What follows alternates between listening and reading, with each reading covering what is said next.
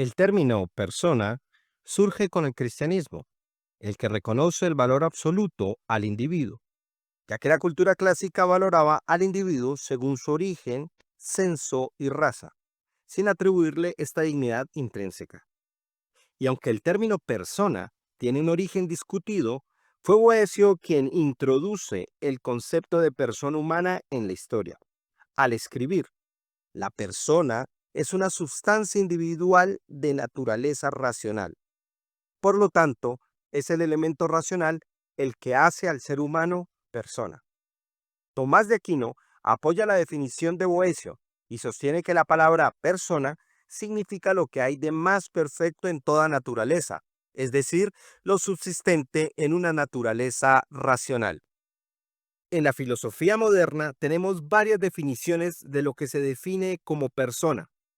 Duns Scott Origena define a la persona como la existencia incomunicable de una naturaleza intelectual.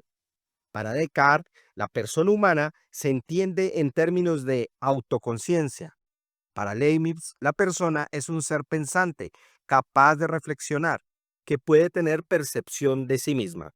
En Locke, el hombre se define por la conciencia y no por la sustancia, que es inalcanzable. Para Hume, la persona es un haz de percepciones en constante movimiento. Con Kant, el ser humano se encuentra a sí mismo como un yo pensante, donde se identifica la personalidad y dignidad.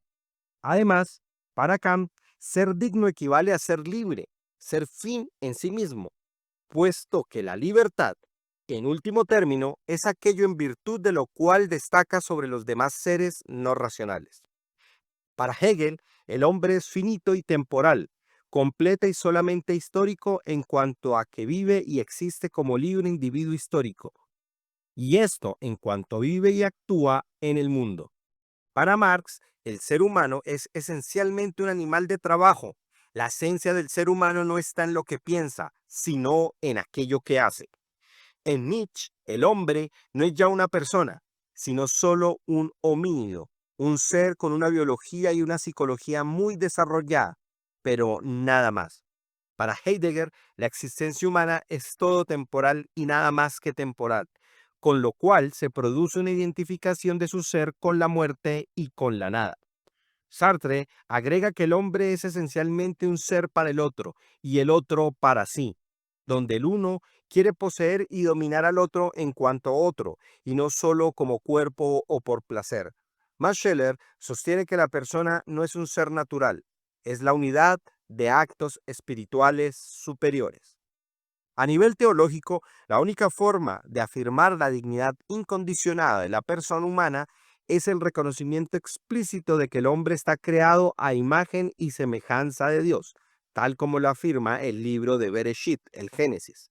La persona es un absoluto relativo, en tanto que depende de un absoluto radical que está por encima y respecto del cual todos dependemos.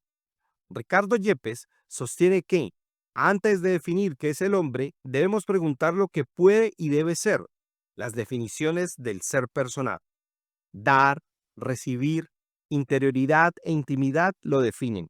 Existen condiciones mínimas de humanidad y bienestar para vivir la virtud.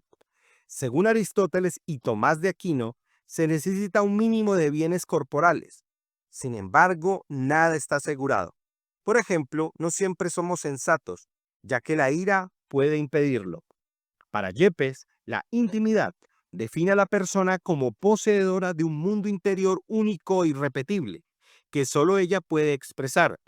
Este interior, creativo y fuente de novedades, puede hacerse visible al transformarse en exterioridad. La expresión de esta interioridad es corporal. El rostro y la mirada reflejan el carácter único de cada persona y manifiesta su intimidad. La persona es esencialmente dialógica. Depende de los demás desde el nacimiento y expresa su capacidad de dar al entregarse a otros. Amar es darse y ser recibido, buscando el bienestar del otro, no el propio. Este amor pleno, basado en la libertad, se alcanza al ofrecerse por completo, incluso hasta donar la vida. Además, la persona vive en el tiempo, construyendo su identidad biográfica a través de valores ideales y relaciones auténticas que superan la superficialidad y fortalecen la conexión con los demás. De acuerdo con el profesor Buceta, cuando hablamos del hombre y decimos que el hombre es persona, estamos diciendo que es un fin en sí mismo, que es absolutamente único, irrepetible. Es por eso que cuando decimos que Margarita es persona, estamos diciendo que ella es un ente intelectual, porque es una perfección tan alta que le hace participar de esa naturaleza, y que en esta naturaleza se da justamente esta distinción que la hace ser única, irrepetible e insustituible, y que a su vez, por ser así, es que entonces tiene un nombre propio y es un alguien y no un algo, y como dice Kant, es un fin en sí mismo. Es algo que se llama por sí mismo, no por otra cosa. Y como asegura Tomás de Aquino, la persona se llama por sí mismo y no por otra cosa, y se le debe el amor de benevolencia o amistad y jamás un amor de concupiscencia o utilidad. Finalmente, concluyamos con lo escrito por Agustín de Hipona, cuando afirmaba: cuando el alma se conoce y se ama, su verbo se une a ella por amor, y porque ama su noticia, conoce su amor, y el amor está en el verbo, y ambos en el que ama y habla.